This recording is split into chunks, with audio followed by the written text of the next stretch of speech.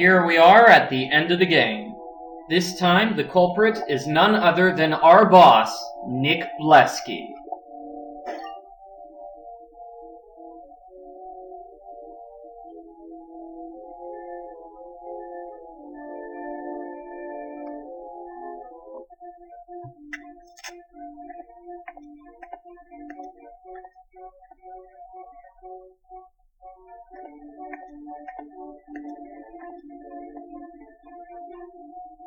Oh my gosh, you are the bomber. I was right.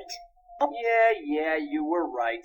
I planted the bombs to divert attention away from me and to postpone the routine audit that's supposed to take place next month. What I don't get is why it was necessary for you to... Let me see. Embezzle money. I don't get why you embezzled money from the Redondo. I have an aunt who's very sick. On top of that, they're foreclosing on her home because all of her money went toward doctor bills and she can't pay the mortgage. I'm sorry, that's terrible. Oh, don't be such a drip. I embezzled the money because I like money and because it was there, okay? Oh, well, I suggest you stick to the sick aunt story when you turn yourself in. Turn myself in? I don't think so. See, I just activated a bomb that's powerful enough to destroy the entire spa and everyone in it. So I, for one, am going to get out of here. I recommend you do the same. Bye. Alrighty, so let's solve this puzzle.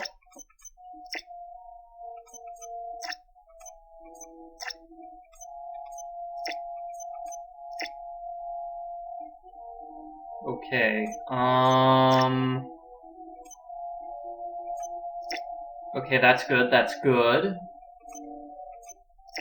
And I need an up and down piece right over here. Okay. There, deactivated. Way to go, Nancy. Nick practically dropped the phone when I walked into his office after defusing that last bomb. He was so shocked he never even tried to run for the door. Of course, I had brought 2 police officers with me, and they were pretty big, but still... He tried to talk them out of arresting him by giving him the sick aunt story, but they didn't believe him for a nanosecond. Guess I am kind of gullible, huh? At least I'm not the only one. Apparently the Redondo's board of directors knew Nick had been overcharging clients, but they had no idea he was keeping a large part of those ill-gotten gains for himself. When they found out he planted all those bombs to cover up his embezzling, they promptly fired him and laid all the blame for ripping off their clients squarely on him. Then they quietly resigned themselves to the fact that the reputation of the Redondo had been irreparably damaged, and they'd no doubt have to shut its doors. However, believe it or not, ever since the trial, the Redondo has been filled to capacity. I guess it's true what they say. Any publicity is good publicity, as long as they spell your name right. Speaking of which, even I got some publicity.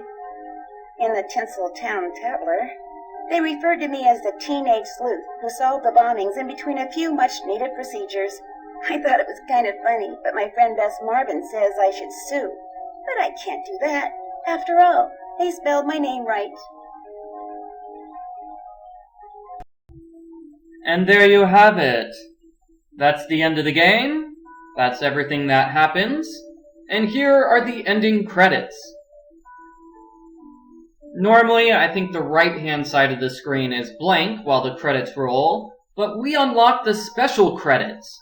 So we get to see Mr. Mingles go around a pneumatic tube. And we get to see silly things, like a giant octopus. And we also get to see concept art for the various characters and locations in this game. But let's not forget the important thing. We also get to see the names of all the people who made this game. I liked it. I thought it was a good game. So my thanks to all the people who were involved in making this game. You guys did a good job.